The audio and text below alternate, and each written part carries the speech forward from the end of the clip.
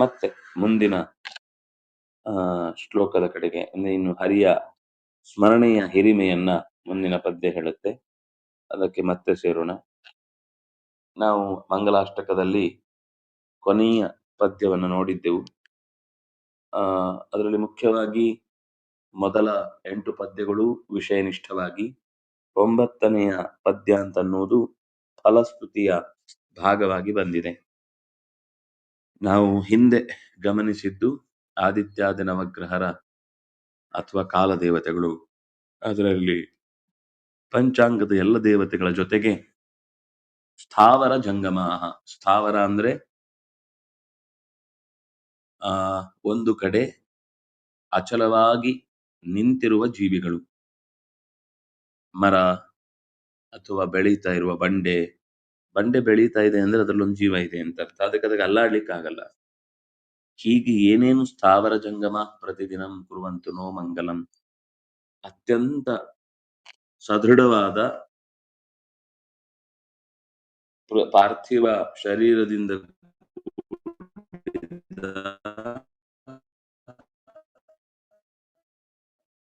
ಗಿಡ ಮರ ಮಟ್ಟುಗಳ ದೇವತೆಗಳು ಕೂಡ ಕುರುವಂತನೋ ಮಂಗಲಂ. ಒಂದು ಸ್ಥಾವರ ಇನ್ನೊಂದು ಚಾರ. ಜಂಗಮ ಕಳಿವುಂಟು, ಸ್ಥಾವರ ಕಳಿವಿಲ್ಲ ಅಂತ ಇಲ್ಲಿಂದನೇ ಎತ್ತಿ ಹೇಳಿರುವ ಮಾತು. ಆದ್ರೆ ಇದು ಕೂಡ ಭಗವಂತನ ಪರಿಚಯವನ್ನು ಮಾಡಿಕೊಡುತ್ತೆ ಅಥವಾ ಭಗವಂತನ ಕಡೆಗೆ ನಮಗೆ ಸಾಗುವುದಕ್ಕೆ ಸಹಾಯ ಮಾಡುತ್ತೆ ಅನ್ನುವುದನ್ನ ಸೇರಿಸುವ ಮೂಲಕ ನಾವು ಯಾವ ಪದಾರ್ಥವನ್ನೂ ಬಿಟ್ಟು ಭಗವಂತನ ಆರಾಧನೆ ಮಾಡ್ಲಿಕ್ಕೆ ಸಾಧ್ಯ ಇಲ್ಲ ಅನ್ನುವ ಒಂದು ಧೈರ್ಯವನ್ನು ಈ ಮಾತುಗಳು ತಿಳಿಸಿಕೊಡುತ್ತವೆ. ಸ್ಥಾವರ ಜಂಗಮ ಪ್ರತಿದಿನ, ಅದು ಸರ್ವೇ.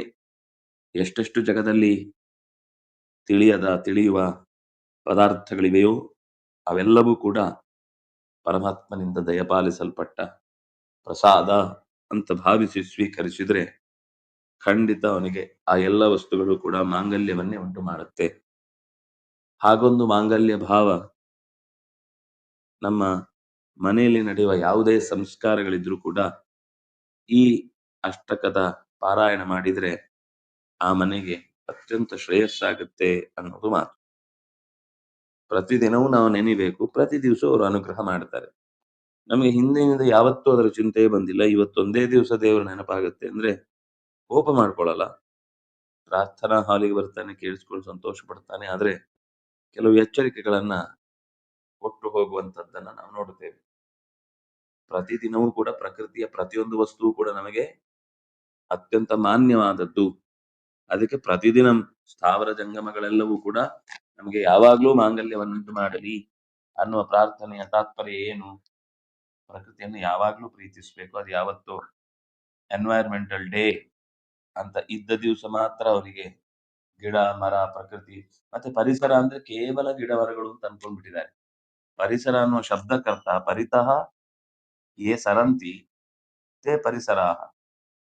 ಯಾವೆಲ್ಲ ವಸ್ತುಗಳು, ಪ್ರಾಣಿಗಳು, ಕ್ರಿಮಿಗಳು, ಕೀಟಗಳು ಮನುಷ್ಯನ ಸುತ್ತ, ಆನೆ ಇರ್ಬೋದು, ಕುದುರೆ ಇರ್ಬೋದು, ಇರುವೆ ಇರ್ಬೋದು, ತಗಣೆ ಇರ್ಬೋದು, ಸೊಳ್ಳೆಗಳಿರ್ಬೋದು, ಇದು ಎಲ್ಲವೂ ಕೂಡ ಒಂದನ್ನ ಆಧರಿಸಿಕೊಂಡೇ ಇದೆ.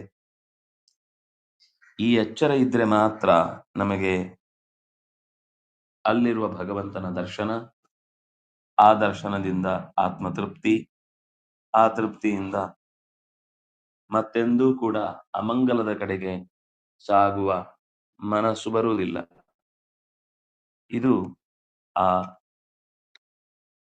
ಅಷ್ಟಕದ 8ನೆಯ ಪದ್ಯದ ಅಭಿಪ್ರಾಯ. ಸಂಧ್ಯಾ ತಥಾ ರಾತ್ರಯ. ಹಗಲು 3 ಇದೆ ಅಲ್ಲಿ. ಸಂಧ್ಯಾ ರಾತ್ರಯ, ಪೂರ್ವದಲ್ಲಿ ತಥೈವ ದಿವಸ. ಹಗಲು, ರಾತ್ರಿ, ಸಂಧ್ಯಾ 3 ಕಾಲದಲ್ಲೂ ನಿರಂತರವಾದ ಜಪಿಸು. ಮಧ್ಯದಲ್ಲಿ ತಡೆ ಒಡ್ಡುವುದೇ ಬೇಡ. ಇನ್ಯಾರಾದ್ರೂ ಸಹಾಯಕರು ಬೇಕಿದ್ರೆ ನಮ್ಮ ಪರವಾಗಿ ಪ್ರಾರ್ಥನೆಯೂ ಮಾಡ್ಬೋದು. ನಮಗೆ ಮಾಡ್ಲಿಕ್ಕೆ ಬರಲ್ಲ, ನಾಲಿಗೆ ಉರುಳಲ್ಲ ಅಂತ ಇದ್ದಾಗ ಅದನ್ನು ನಿರಂತರ ಪಾರಾಯಣದ ದೃಷ್ಟಿಯಿಂದಲೇನೆ ಮನೆಗೆ ಏಳಿಗೆ ಉಂಟಾಗುತ್ತೆ ಅನ್ನೋದನ್ನು ಬಹಳ ಜನ ಕಂಡದ್ದು ಇದೆ ಅನ್ನುವ ಕಾರಣಕ್ಕಾಗಿ ಇದು ಸಾಮಾನ್ಯ ಸುಮ್ಮನೆ ಮದುವೆ ಟೈಮಲ್ಲಿ ಒಂದು ಆ ಸಮಯವನ್ನ ನೀಗ್ಲಿಕ್ಕೆ ಮಾಡಿದಂತಹ ಬುದ್ಧಿವಂತಿಕೆಯ ಪ್ರದರ್ಶನವನ್ನ ತೋರುವ ಸಂಗ್ರಹಾತ್ಮಕತೆಯನ್ನ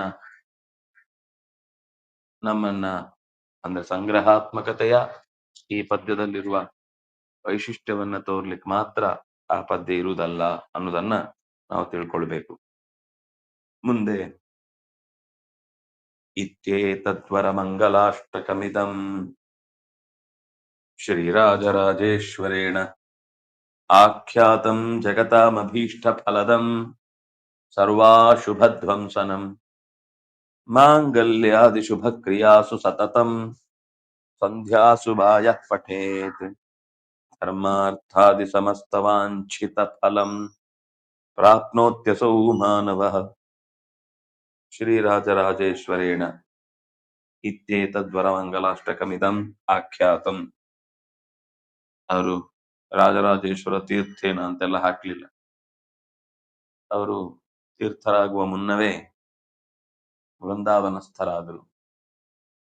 ತೀರ್ಥರಾಗುವುದು ಅಂದ್ರೆ ಮಹಾಸಿಂಹಾಸನ ವೇದಾಂತ ಸಾಮ್ರಾಜ್ಯದ ಸಿಂಹಾಸನವನ್ನ ಅಲಂಕರಿಸುವುದು. ಮೊದಲಿಗೆ ಕೇವಲ ಸನ್ಯಾಸ ಕೊಟ್ಟಿರ್ತಾರೆ. ಸನ್ಯಾಸ ಆದ್ಮೇಲೆ ಅಧ್ಯಯನ ಆಗುತ್ತೆ. ಅಧ್ಯಯನ ಆಗಿ ಅವರು ಎಲ್ಲ ಸಕಲ ಶಾಸ್ತ್ರ ಪಾರಂಗತರಾಗುವಾಗ ಅನೇಕ ಚರ್ಚೆ ಚಿಂತನೆಗಳೆಲ್ಲ ನಡೀತವೆ. ಹಾಗೆ ಚಿಂತನೆಗಳು ನಡೆದಾಗ ಅವನಲ್ಲಿ ತಾನು ಯಾವ ಪೀಠದ ಅಧಿಕಾರವನ್ನು ಸ್ವೀಕರಿಸಿದ್ದೇನೋ ಅದರ ರೀತಿ ರಿವಾಜುಗಳ ತಿಳಿಯುವುದರ ಜೊತೆಗೆ ಆ ಪೀಠಕ್ಕೆ ಮರ್ಯಾದೆಯನ್ನ ಕೊಟ್ಟು ಅದರಿಂದ ಆಗಬಹುದಾದ ಜ್ಞಾನ ಕಾರ್ಯದಲ್ಲಿ ತಾನು ಯಶಸ್ವಿಯಾಗಿ ಮುನ್ನಡೆಸಬಲ್ಲೆ ಅನ್ನುವುದನ್ನ ಗುರುಗಳು ಅರ್ಥೈಸಿಕೊಂಡಾಗ ಮತ್ತೆ ಅವನನ್ನು ವೇದಾಂತ ಸಾಮ್ರಾಜ್ಯದ ತೀರ್ಥಾಭಿಷೇಕವನ್ನ ಮಾಡಿ ಅವನನ್ನ ತೀರ್ಥ ಅನ್ನುವ ಶಬ್ದದಿಂದ ಜೋಡಿಸ್ತಾರೆ. ಆಚಾರ್ಯರಿಗೆ ಆಶ್ರಮದಲ್ಲಿ ಕೊಟ್ಟ ಹೆಸರು ಪೂರ್ಣ ಪ್ರಜ್ಞಾ ಅಂತ. ಯಾರೂ ಕೂಡ ಪೂರ್ಣ ಪ್ರಜ್ಞೆ ತೀರ್ಥ ಅಂತ ಕರೆಯಲ್ಲ. ಅವರನ್ನ ಕರೆಯುವುದಿದ್ರೆ ಆನಂದ ತೀರ್ಥ ಅಂತ ಕರೀತಾರೆ. ಆಮೇಲೆ ಬಂದ ಹೆಸರು ಅಂದ್ರೆ ವೇದಾಂತ ಸಾಮ್ರಾಜ್ಯದಲ್ಲಿ ಅವರನ್ನ ಪ್ರತಿಷ್ಠಾಪನೆ ಮಾಡುವಾಗ ಗುರುಗಳು ಕೊಟ್ಟ ಹೆಸರು ಅದು ಆನಂದ ತೀರ್ಥ ಅಂತ. ಹಾಗೆ ರಾಜರಾಜೇಶ್ವರರು ತೀರ್ಥರಾಗದೆ ಯತಿಗಳಾಗಿರುವಾಗಲೇ ಸನ್ಯಾಸದಲ್ಲಿದ್ರು. ಅತ್ಯಂತ ಅದ್ಭುತ ಸಂಸ್ಕೃತದ ದಿಗ್ಧಂತಿಗಳಾಗಿದ್ರು. ಅವರ ಆ ವಿದ್ವತ್ತೆಯನ್ನ ಕಂಡು ಉಡುಪಿಯ ಪರಿಸರದ ಕಾಂತಾವರ ಅಂತ ಒಂದು ಜಾಗ ಇದೆ. ಮಹಾಲಿಂಗೇಶ್ವರ ದೇವಸ್ಥಾನ ಇವತ್ತಿಗಿದೆ. ಆ ಇಡೀ ಊರಿನ ಜಹಗೀರನ್ನ ಅವರ ಅಧ್ಯಯನದ ಅನುಕೂಲಕ್ಕಾಗಿ ಅವನು ಕೊಟ್ಟ. ಅವನ ಉತ್ಪತ್ತಿ, ನೀವು ಅದಕ್ಕೋಸ್ಕರ ಕಷ್ಟಪಡಬಾರದು ಮಠ ನಡೆಸ್ಲಿಕ್ಕೆ ಅಥವಾ ಜೀವನ ನಡೆಸ್ಲಿಕ್ಕೆ. ಜೀವನ ನಡೆಸುದು ಅಂದ್ರೆ ನಾನು ಹೇಳ್ತಾ ಇರುವುದು ಮಠ ಅಂದ್ರೆ ಒಂದು ಶಿಷ್ಯರ ಆಶ್ರಯ, ಗುಂಪಿರುತ್ತೆ. ಅವರಿಗೆ ವಿದ್ಯಾಭ್ಯಾಸ ಇರುತ್ತೆ, ಅವರ ಜೀವನದ ಆಗುಹೋಗುಗಳಿರ್ತವೆ. ನಿತ್ಯದ ಅನುಷ್ಠಾನಕ್ಕೆ ಸನ್ಯಾಸಿಗಳು ಸ್ವತಃ ತಾವೇ ಏನೂ ಮಾಡ್ಕೊಳ್ಳಿಕ್ಕಿಲ್ಲ. ಅವರಿಗೆ ಇನ್ನೊಬ್ರು ಕೊಟ್ರೆ ಉಂಟು ಹೊಟ್ಟೆಗೆ, ತಾನು ಅಡಿಗೆ ಮಾಡ್ಕೊಂಡು ತಿನ್ಲಿಕ್ಕಿಲ್ಲ. ಅದಕ್ಕೆ ಅವರು ಭಿಕ್ಷಾರ್ಥಿಗಳು ಅಂತ ಹೇಳುದು. ಅವರಿಗೆ ಸ್ವಂತ ಸಂಪಾದನೆಯ ಅಕೌಂಟ್ ಇರುವುದಿಲ್ಲ. ಅವರು ದೇವರ ಹೆಸರಲ್ಲಿ ಇಟ್ಟಿರ್ತಾರೆ. ಮತ್ತೆ ಕೊಡ್ಬೇಕು ಅಂತ ಡಿಮ್ಯಾಂಡ್ ಮಾಡುವುದು ಅಲ್ಲ. ಸನ್ಯಾಸ ಅಂತ ಅನ್ನೋದು ತನಗೋಸ್ಕರ ಅಂತ ಏನು ಕೇಳುವ ಹಾಗಿಲ್ಲ. ಸಮಾಜಕ್ಕೋಸ್ಕರ ಗುರುಗಳು ಯಾವಾಗ್ಲೂ ಹೇಳ್ತಿದ್ರು. ವಿಶ್ವೇಶ ತೀರ್ಥರು ಎಮರ್ಜೆನ್ಸಿ ಅನ್ನುವ ಪರಿಸ್ಥಿತಿ ಒದಗಿ ಬಂದಾಗ ಇಂದಿರಾ ಗಾಂಧಿಯವರಿಗೆ ಲೆಟರ್ ಹಾಕಿದ್ರು. ನಾವು ಸನ್ಯಾಸಿಗಳು ಭಿಕ್ಷೆ ಬೇಡ್ಲಿಕ್ಕೆ ಇರುವವರು, ಪ್ರಜಾಪ್ರಭುತ್ವದ ಭಿಕ್ಷೆ ಕೊಡಿ. ಬಹಳ ವೈರಲ್ ಆಯ್ತು ಆ ಕಾಲದಲ್ಲಿ. ನಮ್ಗೆ ಕೇಳುವುದ್ರಲ್ಲಿ ಏನು ಬೇಜಾರಿಲ್ಲ, ಯಾಕೆಂದ್ರೆ ನಮಗೋಸ್ಕರ ನಾವೇನು ಕೇಳ್ತಾ ಇಲ್ಲ. ಕೇಳುವ ಅಂಶದಲ್ಲಿ ಸ್ವಾರ್ಥ ಇದ್ರೆ ಮಾತ್ರ ದೋಷ. ಲೋಕದ ಹಿತದಿಂದ ರಾಜ ಟ್ಯಾಕ್ಸ್ ಅನ್ನು ತಗೊಳ್ತಾನೆ ಅಂದ್ರೆ ಅವನಿಗೆ ದೋಷ ಇಲ್ಲ. ಸನ್ಯಾಸಿಯು ಕೂಡ ತನ್ನ ಶಿಷ್ಯರನ್ನ ಕಾಪಾಡಿಕೊಳ್ಳಿಕ್ಕೋಸ್ಕರ ಯಾರತ್ರ ಆದ್ರೂ ಕೇಳ್ತಾನೆ ಅಂದ್ರೆ ನಿಜವಾಗಿ ಕೇಳುವುದು ಅನ್ನುವುದು ಆ ಧರ್ಮದ ಗುಣ ಅಲ್ಲದೇ ಇದ್ರೂ ಕೂಡ ಅದನ್ನು ನಡೆಸುವ ಚಾಕಚಕ್ಯತೆ ಗುರುವಾದವನಿಗೆ ಇರುತ್ತೆ.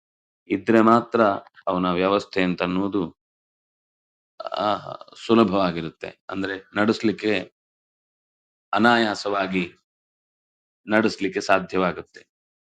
ಹೀಗೆ ರಾಜರಾಜೇಶ್ವರ ಯತಿಗಳ ವೈದುಷ್ಯ ಅನ್ನೋದು ನಮಗೆ ಅವರ ಇನ್ನೊಂದು ಅನೇಕ ಕೃತಿಗಳಿತ್ತು ಅಂತ ಅನ್ಸುತ್ತೆ. ಬಹಳ ಕಳ್ಕೊಂಡಿದೀವಿ. ರಾಮ ಸಂದೇಶ ಅಂತ ಒಂದು ಕೃತಿ ಇದೆ. ಹೇಗೆ ಮೇಘದೂತ ಮೇಘ ಸಂದೇಶ ಅಂತ ಇವೆಯೋ ಹಾಗೆ ರಾಮನೆಡೆಗೆ ಹನುಮ ಸಾಗುವಾಗ ಕಾಣುವ ಸಂಗತಿಗಳನ್ನ ಮುಂದಿಟ್ಟುಕೊಂಡು ಒಂದು ಖಂಡ ಕಾವ್ಯವನ್ನ ರಚಿಸಿದ್ದಾರೆ. ಅಂತಹ ರಾಜರಾಜೇಶ್ವರ ಯತಿಗಳು ಮಂಗಲಾಷ್ಟಕವನ್ನ ಇದನ್ನೇನು ರಚಿಸಿದ್ದಾರೆ, ರಾಜರಾಜೇಶ್ವರೇಣ ಆಖ್ಯಾತಂ, ದೇವರಿಗೊಂದು ಈ ಹೆಸರಿದೆ ಅಂತ ಒಂದು ತುಂಬಾ ಚಂದದ ನೆನಪು ತಂದು ಕೊಡುತ್ತೆ. ದೇವರಿಗೆ ಹೆಸರು ರಾಜರಾಜೇಶ್ವರ ಅಂತ. ಇದು ಒಬ್ರು ಸನ್ಯಾಸಿಗಳಿಗೆ ಇಟ್ಟದ್ರಿಂದ ಆ ಹೆಸರು ಮತ್ತೆ ದಾಖಲೆಯಾಗಿ ಭಗವಂತನ ನೆನಪನ್ನ ತಂದು ಕೊಡುವಲ್ಲಿ ಸಮರ್ಥವಾಗಿದೆ. ಅವರು ಆಖ್ಯಾತಂ, ರಾಜರಾಜೇಶ್ವರ ಯತಿಗಳು ಹೇಳಿದ್ದು. ಇದರ ವಿಶೇಷತೆ ಏನು ಈ ಮಂಗಲಾಷ್ಟಕದ್ದು ಅಂತ ಮತ್ತಷ್ಟು ಕೆಲವು ಸಂಗತಿಗಳನ್ನ ಹೇಳ್ತಾರೆ. ಅದನ್ನು ಮತ್ತೆ ನಾಳೆಯ ಚಿಂತನೆಯಲ್ಲಿ ಸೇರಿದಾಗ ನೋಡೋಣ ಅಂತ ಹೇಳ್ತಾ, ಕಾಯಿನ ವಾಚ ಮನಸ ಇಂದ್ರಿಯರ್ವಾ ಬುದ್ಧಿಯ ಆತ್ಮನಾವಾನುಚಕ ಸ್ವಭಾವ ಕರೋಮಿ ಯದ್ಯತ್ ಸಕಲಂ ಪರಸ್ಮೈ ನಾರಾಯಣಾಯೇತಿ ಸಮರ್ಪಯಾಮಿ.